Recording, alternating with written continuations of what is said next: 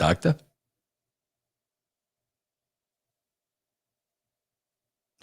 No. In a Raw. There you go. There you are, Doctor. There you are. What's going on, everybody? Dr. Chris Featherstone here for yet another episode of Leads in a Raw. It looks as if I'm trying to get the background and the setup gimmick going on. Let me make sure we got everything. There we go. All right. Vince Russo, how are you, my man? What is going on, Dr. Chris? Dr. Chris, I got a couple things to talk to you about. Why are you posting pictures of you and your son looking like you're about to go out and cause some trouble? The mean streets of Ohio, bro. Yeah, you and your son, bro. That's right. And he had a growl. Right. Your little son had a little growl on his face. Yeah, bro. He was ready. He was ready. Yeah. He was ready. He was ready to take on all comers, Vince. Yes. That was a great little shot of you and your son, bro. That was I love that stuff. I love it. Love it. I appreciate it, man. I appreciate it. I was like, I showed him that you made a comment. He was like, oh. He was pretty popcorn. I love that. I love that stuff. Awesome, man. Well, that was a very awesome moment, and now we got to talk about Raw. So, bro, I'm going to tell you something. I'm actually going to put two things over on this show tonight. We'll see. We'll see what you're going to put over, because if it's the same, if it's what I think it is, it's about to get roasted, because I don't think I'm going to agree. Let's see what you're going to put over. Okay. We'll go segment by segment. Let's go segment by segment. Bro, I got to tell you something. I always do my homework and my research, because I'm not going to get worked like these other dirt sheets. I got to really know what's going on. Mm-hmm. Now, Chris, correct me if I'm wrong, because I don't watch any pay-per-views. Cody injured himself before the match, correct? Yes, working out. Okay, he was lifting or working out or something. Bro, I saw a very interesting YouTube video yesterday or late last night, bro, by a doctor. Mm-hmm. And because, right away, see, bro, I don't like to jump to conclusions, because I want to know. I'm not like these dirt sheet people with MJF's getting on a plane. MJF just came out of the bathroom. MJF is going to buy a candy bar. No, I want to know. There was a booking from New Jersey, Maxwell Friedman, at midnight. Yes, yeah. So I saw a great video by a doctor who really educated me, and he was talking about Cody, because my whole thing was, bro, why are you going to get in there and wrestle if it can make your condition worse? Why are you going to do that? Right? Yeah. So I listened to the doctor, and the doctor explained, bro, when that pectoral muscle is ripped off the bone, you can't do any more damage. The damage is done. So what he explained was, bro, the only thing is the level of pain. The level of pain is going to go above and beyond what anybody can take. So I was really, I hate to say I was glad to hear that, but it made it more understandable to me of why Cody would do the match, why the WWE will allow it. Once it's torn off the bone, bro, it's torn off the bone. So it was really Cody having to tolerate the pain. But then, Chris, you and I can get into a whole conversation about, how many wrestlers have been addicted to painkillers. I don't want to go down that road either. You know what I'm saying? Yeah. But, bro, there's one thing I noticed about Cody, and I want to see how you feel. And listen, Cody said some horrible things about me. That's hard for me to forgive, but I got to forgive, bro. We're all about forgiveness. You and I are Christians. So I'm all about forgiveness. But, bro, the one thing I notice about Cody, I think more than anybody else, and I want to get your take on this, the adulation of the crowd just seems to be so important to him. It was almost like a decision was made.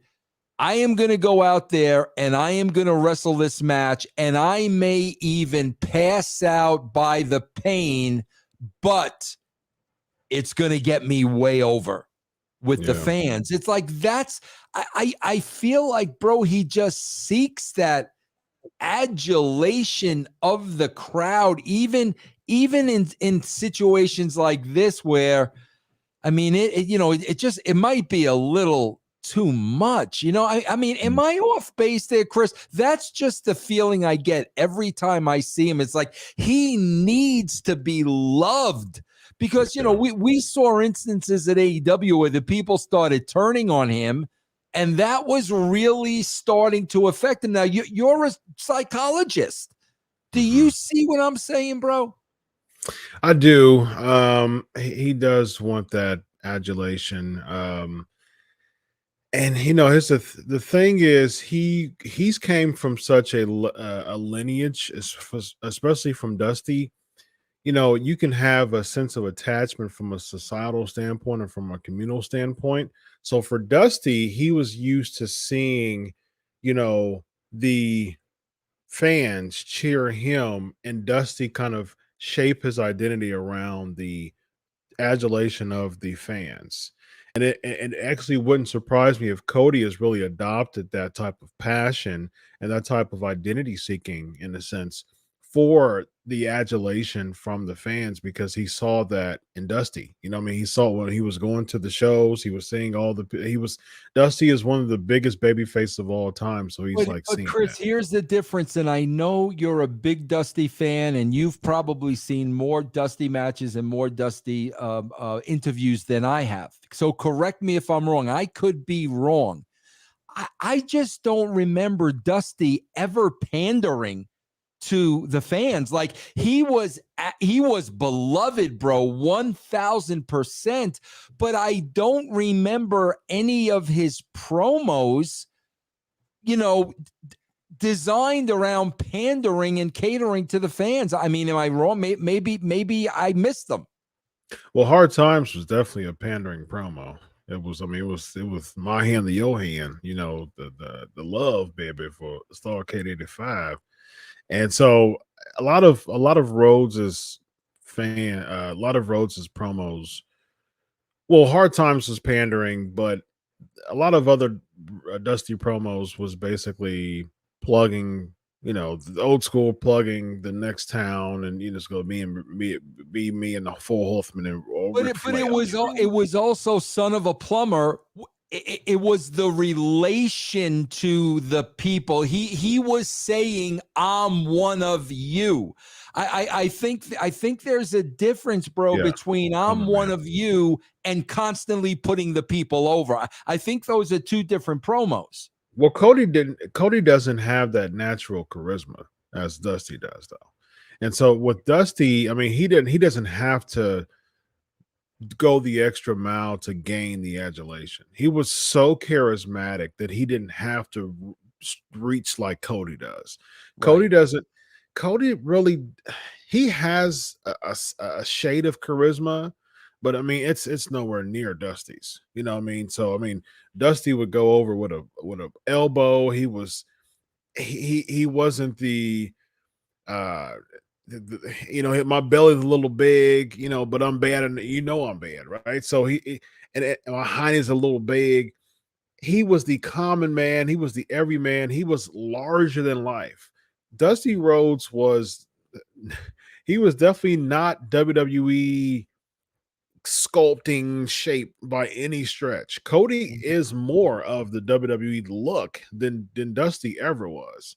But the problem is with Cody, though, is because there's characters are such becoming a kind of like a passe thought in a lot of common fans minds, and it's more spot that the characters who are trying to be characters, they have to kind of push even further to try to drive that adulation. And Cody's doing that. I still think, honestly, that the fans are in the honeymoon stage with Cody. It's only been 2 months. I agree with that. I Yeah. agree with that. You see, Yeah. Chris, I guess this could work, but this isn't what he's going after. Oh, bro, when I remember Dustin before Goldust, Dustin represented Dusty in a lot of ways. When I think of Dustin, I think of bunkhouse brawls and the cut off white t-shirt and the hands taped up. Like, yeah, bro, you could relate to that. That's Dusty's kid. Now, Yeah, but the natural gimmick fell flat in WCW too, though. When he was there. It did, bro. But whether it felt flat or not, I could relate to him being Dusty's son. Yeah, Dusty's son. Yeah, because of the cowboy feel to it. Exactly. Yeah. See, now to me, this works if, again, this is Dusty's son and everything Dusty represented. Now, if Cody basically was a heel and came out dressed to the nines with a higher vocabulary than everybody else and basically says my father was stepped on, taken advantage of, wrestlers made more money than him. If he went down that road where it's what happened to my dad's not going to happen to me, the people may have loved him, but he didn't get the honor he deserved, the dignity, the money, his place in the Hall of Fame. Like, if it were that, I get it. My disconnect is you're coming out suit and tie, well-groomed, high vocabulary, coming across a lot smarter than everybody else. And if that's not playing into the character, there's a huge disconnect between him and Dusty. Yeah, like I said, Vince, I think this is just the honeymoon stage. I think we'll eventually get there. I mean, the whole point of the Nightmare gimmick, he did turn heel because of that. He wanted to get away from the shadows of Dusty, and that's where the American Nightmare gimmick came, and he became a heel. And so that was the thing. That was the purpose. I think we'll get back there.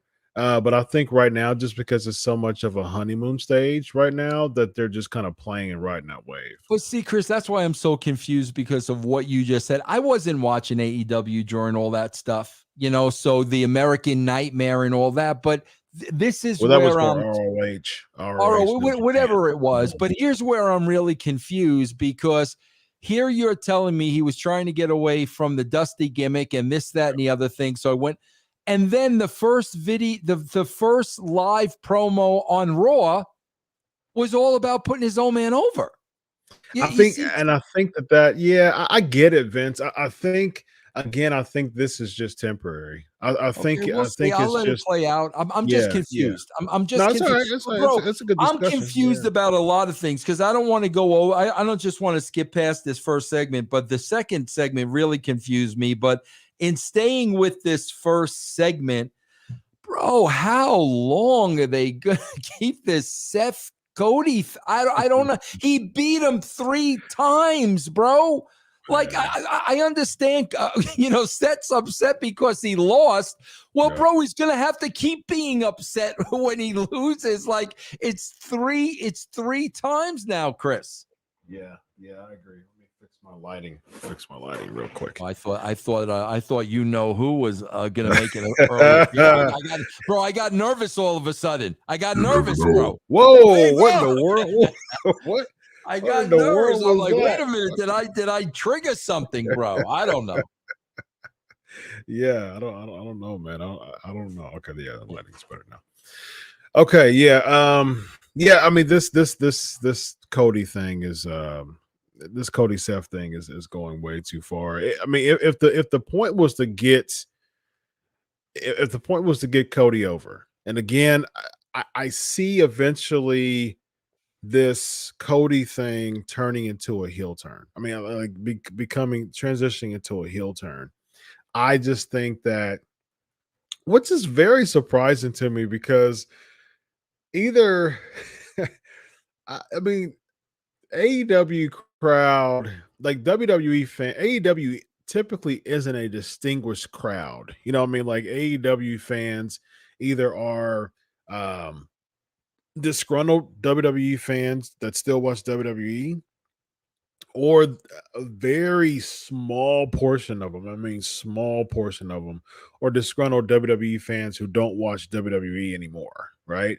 So they're still very familiar, because even if they're following Cody over to WWE, it's still surprising to me why, like, how he's getting such an adulation and overwhelming amount of cheers. It's still very surprised. Like I said, I think this is just the honeymoon stage.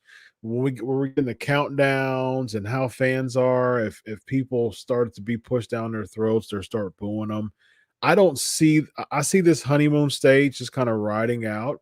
And I think the WWE should indeed capitalize from it. And I wouldn't be I don't know how I feel about Cody winning the championship this year, but I do see him either winning the Money in the Bank, not Money in the Bank, because he's, if it's a torn pec, it's 4 to 6 months typically. It depends. Like Cena was out about 4 months, a little less than 4 months. Triple H was out about 5 or 6 months. So 4 to 6 months, depending on the rehab. So most likely he'll be out for the rest of the year, or he'll probably come back at the Royal Rumble. I can see him running the Royal Rumble, and then that honeymoon stage will continue because he'll get the return pop too. So I can see this wave riding until WrestleMania. He'll probably win at WrestleMania. I can see. So he'll probably this honeymoon stage will probably carry over till around this time next year. I can see. But which is really weird, because why is Seth getting heat on him if they're not going to be able to pay it off, because we're not going to see him for the next 6, like, yeah. And they said that he was having surgery, this week. So it wasn't necessarily like, we know it's a write-off, but usually when it comes to write-off, they're not telling like the real thing about it. You know what I mean? And they're not going to tell him that he's really having surgery. He really has that. So the thing is, I think that saying that he's going to have surgery, but still doing this segment with no payoff, why? Why are we doing this? What's the point? Is he getting is this going to give Seth more heat after losing 3 times? And like, that's another thing too. It's like, brother, if you want to, get the adulation of the fans and make it through that match last night, that's one thing.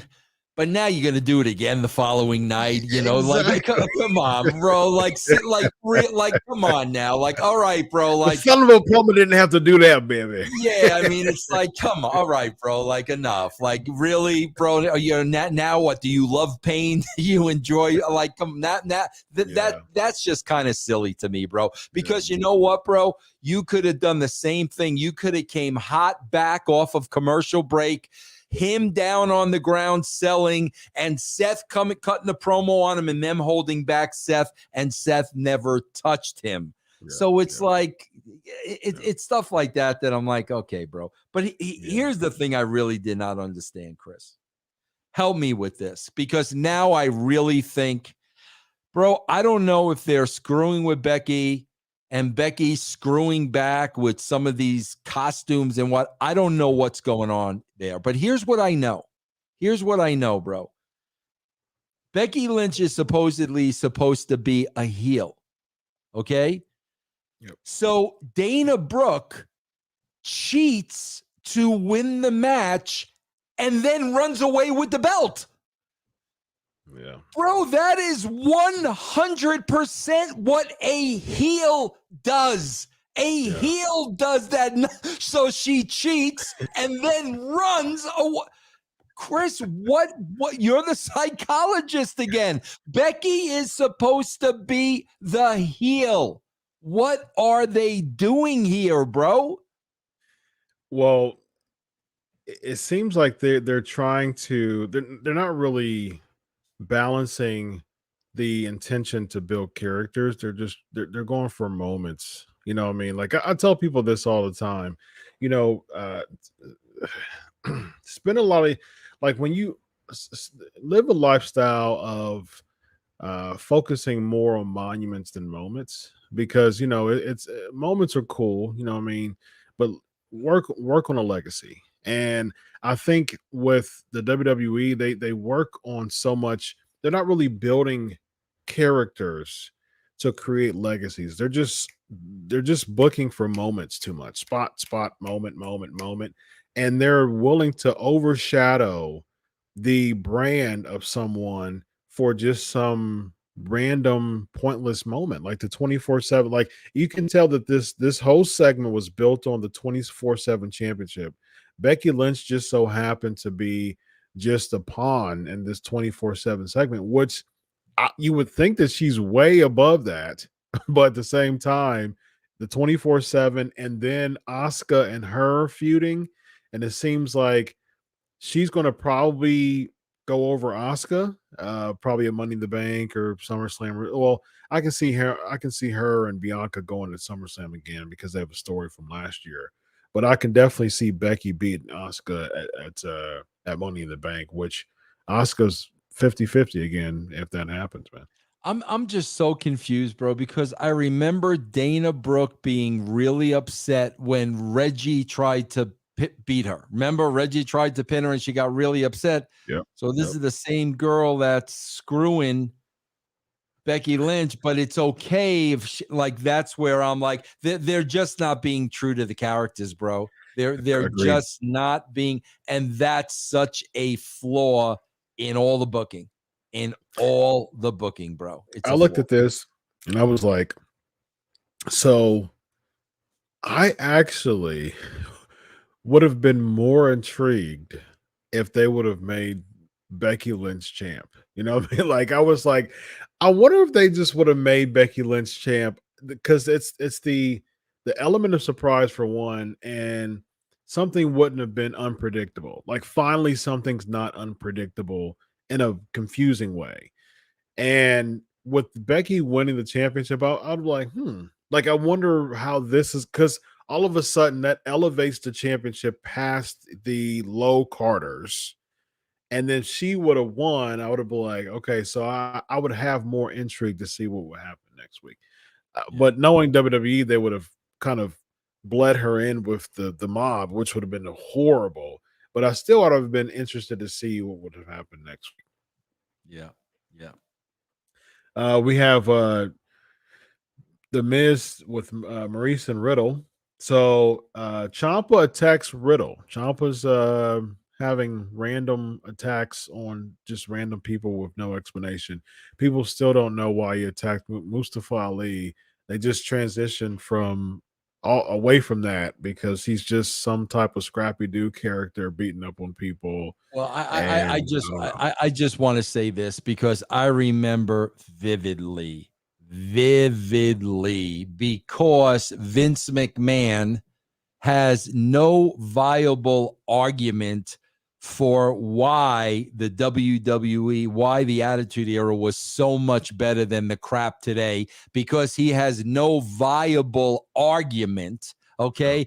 He has used in the past, oh, it's a different time and things were risque back then. And you can't do that in today's climate with sponsors and corporate sponsors. And it's like, yeah, bro. Okay. If I would have saw any more Maurice boobage, I'm telling you, bro, I dare anybody to go back to the Attitude Era and show me that period where you ever saw more boobage than you did tonight. That's number one.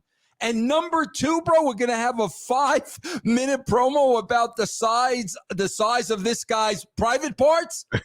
So don't give me the bull crap about the freaking Attitude Era being risque and we've got to be responsible now.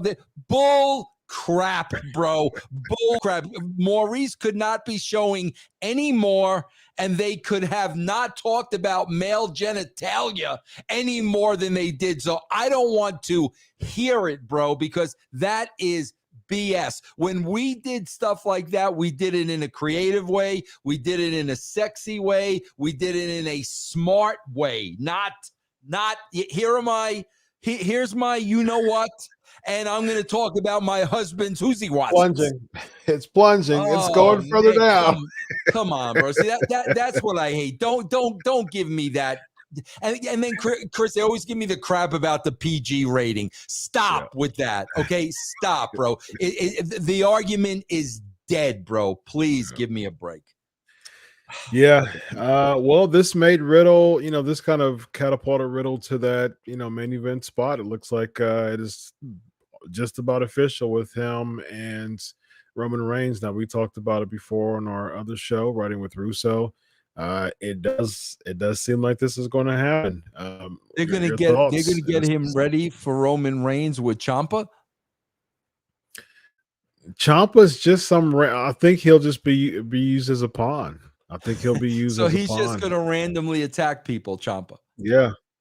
He's going to randomly. That's what I said, like a Scrappy Doo style person, just randomly. That's what he did with Mustafa Ali. One we didn't see Ali at all on the show, and there's no continuation with him and Ciampa. Like there was nothing, and he attacked him multiple times. There was a match, but Ciampa won, but Mustafa Ali still gets a U.S. title shot. And then now he's going to attack Riddle. I think Riddle's going to beat Ciampa on his way to Reigns. He'll probably beat Ciampa next week or the week after. Yeah. Next we have Street Profits against Usos. Street Profits win by disqualification. This is a contenders match. I can't stand these things. What is that again? Tell me, you got to beat them in order to get a title shot? Yes, you have to beat them. You have to beat the champ in order to compete against the champ again for the championship. So you would have had to. I think it was Michael. Yeah. So Michael Spinks would have had to beat Mike Tyson in order to get a title shot against Mike Tyson. Yes, he would have to beat Mike Tyson in order to compete against Mike Tyson again for the title of the person that he already beat before. And then if Spinks beats Tyson to become champion, Tyson then has to beat Spinks just to get a shot at the Okay, I got it now. Okay, so it's not just a straight shot rematch. He has to beat Spinks to face Spinks for the championship. Can you imagine? Yeah, can you imagine telling Muhammad Ali and Joe Frazier this? Okay, all right, Joe, you beat Muhammad. So Muhammad, he's a champ. But Muhammad, you've got to beat Joe first in order. And Muhammad, wait a minute. I gotta beat Joe twice to get him to be the champion. Yeah, bro, you gotta beat him first. So it's the NCAA championship. It's the defending champs, Alabama against Ohio State. But hold on, Buckeyes. You gotta beat Alabama first. And then if you beat them, then you can go against them again in the real NCAA championship game. And if you beat them again, then you're champ. Yeah. That clarifies it for me. I understand. I totally understand. Yeah, you got to get it. You totally got to understand it now. Yes. The Bobby Lashley in-ring promo interrupted by Theory. I mean, I'm cool with the way that Lashley's riding. I mean, this is a bit of a surprise. The fans are behind him, and I'm cool with this. I'm actually going to put this Lashley over. Still not a big fan of his promos as a babyface, but looks like the fans just all of a sudden is just with them, and I'm not opposed to that. I actually like Theory's the U.S. champ, right? He is. So are they going to keep the belt on him, or? Well, Vince, Lashley's got to beat Theory. Wait a minute. In order to face Lashley's got to have a contenders match, beat Theory, win that, and well, I don't know. I don't know if he could do that. That's interesting that you say that, bro, because you're saying, the fans are with Lashley, the fans are behind Lashley, but then I'm starting to think, Vince is very, very, very high on Theory. So Yeah. is Theory going to go over on I Lashley? was thinking that same thing, man. I'm like, whoa, you can't do that. Yeah, well, here's No. why you can't do it, Chris, because nobody in the world would believe it. Right. No, you put those two that Lashley would eat them for lunch. That's the problem, you know? Yeah. I don't think Lashley's the guy to make, to put Theory over. I think Lashley needs to see. I don't think you do that because Lashley needs to be built as a babyface still, and I think that will just squelch a lot of momentum that he's getting if he puts Theory over. You can't do that. Maybe see, that's the thing about building characters. Good characters, they don't intersect, they parallel, and then they intersect up here. They don't intersect down here. Right. They go up and parallel and intersect up here. Yeah. And so that's how it was with Hogan and Andre. It was the irresistible force versus the immovable object. It was paralleled big story careers, and then the Heenan comes in and it's the bridge to the intersection. Yeah. And I think we see way too many of the same matches, and it's just intersect. And by the time you come up here, everybody's like, I don't care about this feud. I don't care about this right now. Yeah. So you can't do that. You got to keep building up. Nobody's ever, bro. The problem is, man, nobody's ever virgin. And by that, I mean, everybody has a lot of losses. You know what I'm saying? When they were doing this, these two didn't lose. Exactly. They didn't lose, bro. Exactly. When you start doing this and you lose, and all right, bring it down. You come up, lose. Right, like exactly. That's the different. All the Bundy, Big John Studd. We can go on and on. Jake the Snake. Those guys did not lose, bro. We can go back to Bruno's opponents. They didn't lose. Yeah. So you knew by the time they got to Bruno, oh my God, is this it? Is this the one? Exactly. Somebody's got to lose here. Bro, when they've lost a million times, it doesn't matter. No, because it's not going to be them. And if it's them, it's making you look worse more than it's making them look better. You know what I mean? So it doesn't really put anyone over. Yeah. Next we have Veer Mahan. He beats he beats Dominic Mysterio. Speaking of over, Veer looked weak in this segment. Like it was way too much momentum and way too much just minutes and ability that it was giving Dominic. But again, Chris, you got two baby faces out there against one heel. Yeah. Bro, I don't understand. Like, that is so messed up. It should be Veer and somebody picking on Dominic, and here comes Ray. But you got the father and the son baby faces, two on wanting the heel. Yeah. It seems like it's going to be 1-on-2 probably at the Money in the Bank, and he's probably going to beat them. But I mean, why? Here's my thing. Why split the feel of this feud? If this whole feud is to put Veer over, why are you making him look weaker as the heel in any of these weeks leading to Money in the Bank? He needs to plow through them every single week, and they're still trying. It's that David and Goliath kind of reverse type of feel. They're still trying, the little engine that could. They're the baby faces. They're still trying. Okay, we're going to try. And then if Veer keeps plowing through them, you go to Money in the Bank. And you're like, okay, well, maybe this is the time at the pay-per-view that they may win. And then Veer just goes through both of them. And that makes Veer look good throughout the whole time instead of just making him look weak in this segment. I didn't bro, get you know what, bro? This is going back to the same problem that we just talked about 2 minutes ago. Yeah. If I think they're going to go to Veer, they're going to go to Veer and Ray. Okay. The only problem is in their minds, oh, it's Rey Mysterio. Put Veer over Ray and he'll go to the next. No, bro, because Ray's been beaten to death. Bro, put Riddle over the Miz. Oh, my God, that'll bring No, bro. Miz has been beaten to death. Neither one of those work. Neither one of those are getting Riddle or Veer Mahan any more over, bro, because at this point, Ray and Miz mean nothing. What are they good for, bro? They're good for a house show. Yeah. They're great for this, bro. They're great. But as far as they're going to elevate Veer and Riddle because they beat them, no, bro, they don't mean anything anymore. Exactly.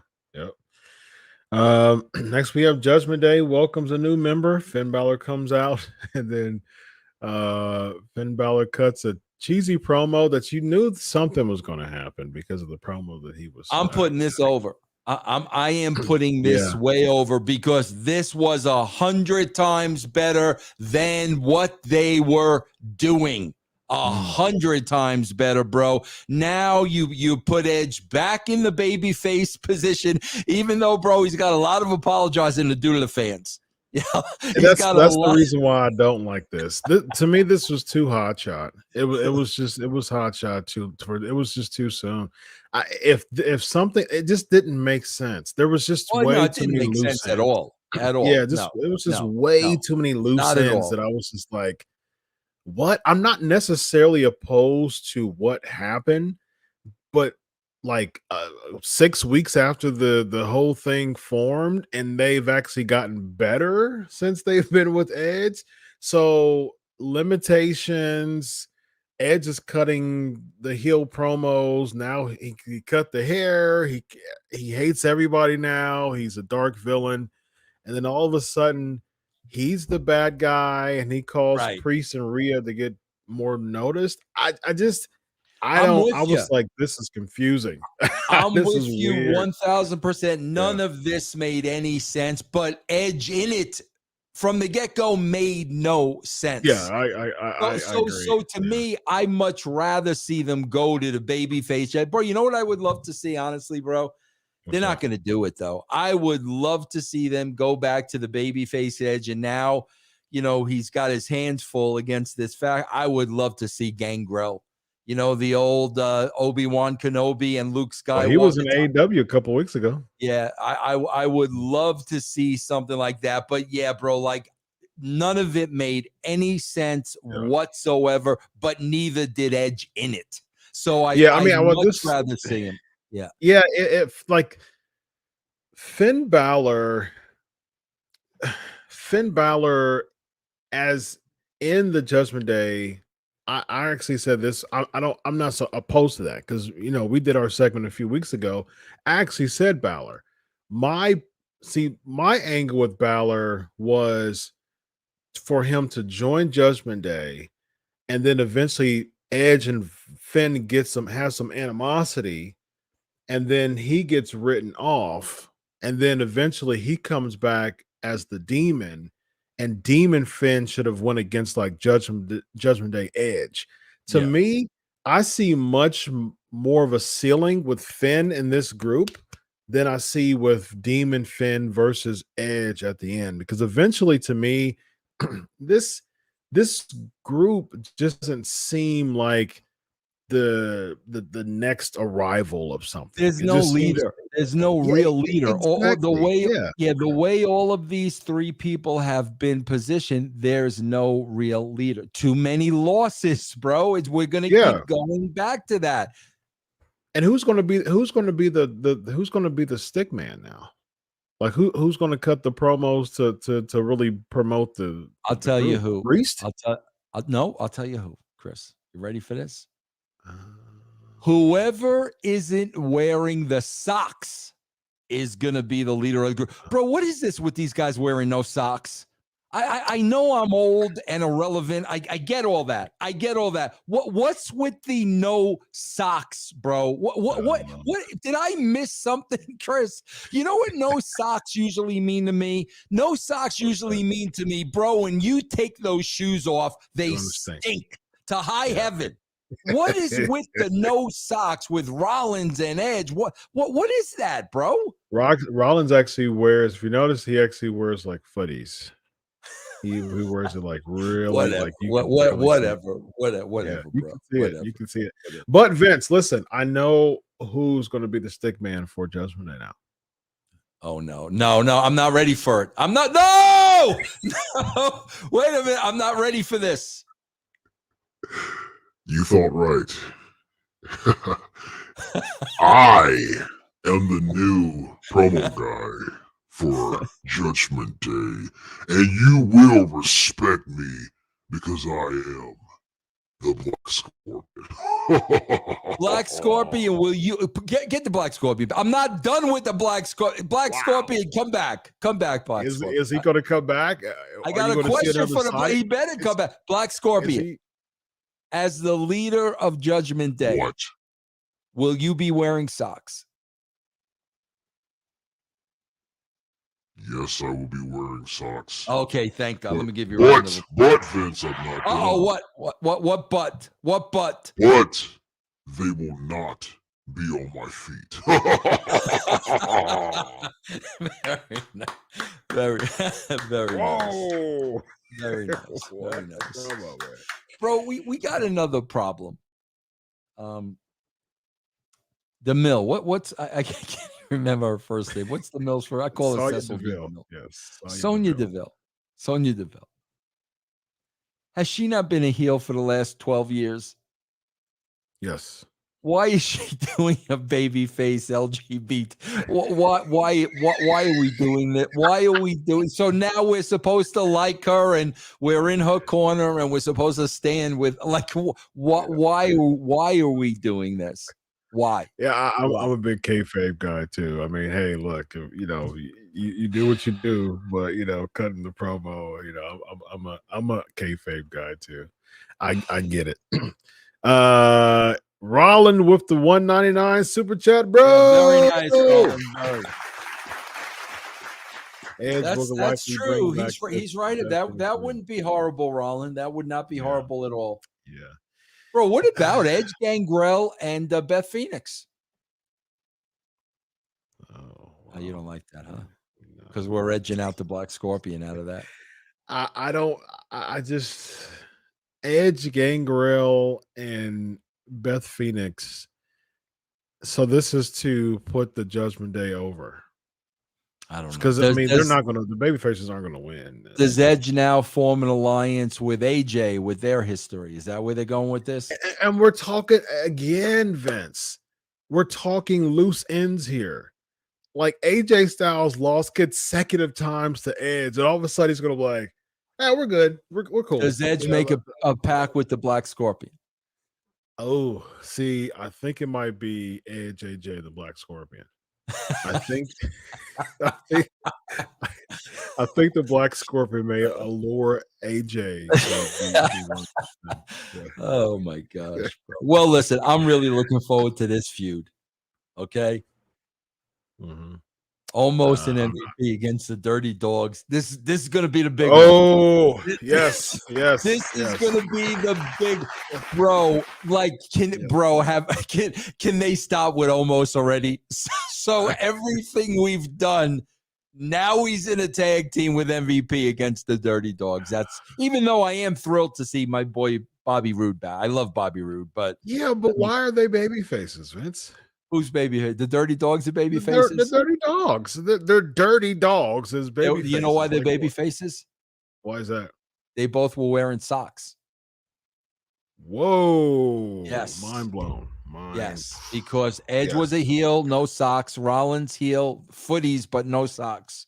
Footies, but no. Even though no tube socks. Dolph seems like the no sock type of wearing dude. He does. Right? Yeah, not Bobby Roode. Bobby Roode, you won't be caught dead wearing no socks. He will be wearing socks. Yeah. Dolph, though, he won't. He would not be wearing socks. Yeah. This is what's the point of this? Is this the point of getting Omos over in a certain way? What way? You gonna get him over to tag team? What way? Yeah, what is this though? Like, what's the payoff here, bro? Are they going to? Is the only thing they have left to do? The only thing they have left to do is have him turn on MVP and getting him over as a babyface. Is that the only way? What else can they do, Chris? What else can they do? What else can they do at this point? Literally. Oh, no. What are they going to do, bro? He's going to pull one out against the Black Scorpion? Yeah, well, you got a point there, though. Bro, what else are they going to do with this guy at this point? Oh, no. I don't want to see Omos as a baby face. There's nothing there. It just, you tell me, bro. I don't know why would they put him together as a team? And then what team is there to compete against them as a heel tag team other than just throwing the Dirty Dogs there and making them a babyface tag team all of a sudden? This makes no sense to me. This is so convoluted and so weird to me. This is all, bro. This is it's all house show stuff. If this were a house show you went to, we're fine. I think this is below house show stuff because really, bro. Yeah, because it's still confusing, Vince. Why do I like the Dirty Dogs now? Like, what is it about them? Like, you know what I mean? What is it about them? They've been heels all this time, and they just come back to a platform promo, which I'm always going to put over the platform promos because it's old school. They came back, and they just so happened to get told to go out for an interview while Omos was celebrating him beating Cedric in like 0.5 seconds. So this leads Dolph the Super Kick MVP, and now they're the baby. I just don't. This is just so weird to me. What is it about the Dirty Dogs of being heel all the time that I'm really sinking my teeth in as baby? Well, he's got the Dolph doesn't wear socks, number one. Number two, he's got the Amy Schumer belt under his nuts. He's got the what was it, 5 or 6 hour marathon with Sonny. There's a lot. He's got a couple of babyface features, Chris. I mean, let's be honest, bro. Amy Schumer's a big star. Six rounds with Sonny. Hey, come on, man. Bro. There's something to root for in that. That's a babyface marathon. They should be called the Marathon Dogs. Poor Bobby Roode, man. Yeah, I agree with you, man. He's such for the talent that he is, for the amazing talent that he is. I was just looking at long-haired TNA champ Bobby Roode stuff recently. I mean, I saw it live when it was happening, but I went to go watch it and saw it again. I'm like, this dude looked like an absolute money-making machine, man. And just to see this. And the model wrestler that you want backstage. Oh yeah. Everything about that guy, man. Poor guy. Agreed. Ezekiel defeated Otis and challenges Kevin Owens to a rematch. He had to lie and say he was Elias, and now they're going to go against each other next week. Wait a minute. So he said he was a lie. He came clean here? But he lied. Huh? He said he was Elias. He said Owens. He said, you got to say you're Elias. Ezekiel said that I'm Elias. And he said, okay, I knew it. And then he said, okay, so do I have the match now? And Owens was like, yes. And he's like, okay, well, I took something from the Kevin Owens playbook. I lied. Oh God. I missed that brilliant exchange. Yeah. So we'll see more of this. I can't wait to see that next week. I'm going to put this over, though. I'm going to put over. There's a couple things about this last match. Okay. I'm going to put over how hard the girls worked. Yep. I like seeing Rhea Ripley and Doudrop work. They are two believable monster women that could hurt you. I enjoy watching them work. Bro, here's a problem though. This is a problem, bro. Bro, this is the second week in a row they got the champ Bianca Belair out there not putting her on headsets. Bro, you know what that means? I'm going to tell you exactly what that means. This is a problem. That means they have no confidence in her. That's literally what it means. We don't have the confidence in you to put the headsets on you. So twofold then. Number one, should she be in that spot if you don't have that confidence in her? And number two, if you don't have that confidence in her, then why are you putting her out there? Yeah. She wasn't involved in the finish, bro. She wasn't involved in the finish at all. Why would she be out there? This is showing me such a lack of confidence they have in this woman talking. Then why are you putting her out there to begin with? Yeah. To have a weird face off at the end with Judgment Day coming out there, and then she just it went on and on and on and on, and they were just looking at each other like, yeah, okay. Speaking It of was weird just odd. face off, bro, when they did that big move off the top and Rhea Ripley took the brunt of it, did you see her facials? Like, I didn't know. I was like, what's going on here? Like, I don't know Yeah. what's happening. What is that facial? What is that facial supposed to represent? I didn't understand. I was worried about that spot, bro. I'm like, man, somebody's going to get hurt, man. Those are very, very big, large women and two little women underneath. Like, bro, please be careful, man. There's a part of me that feels like Street Profits is going to join Bianca, since she's married to Montez, and it'll be them versus Judgment Day. Like, I was thinking the same exact thing when I was looking at the stare-offs at the end. I'm like, okay, here we go, bro. That's the big one. Yeah, exactly. That's the moneymaker right there. Yeah. So my last thing I want to talk about is the John Cena promo. The vignette that they got for him, that he's gonna come back for WWE for a 20-year gimmick in 3 weeks in Laredo, Texas. So do you think this is going to be a one-off?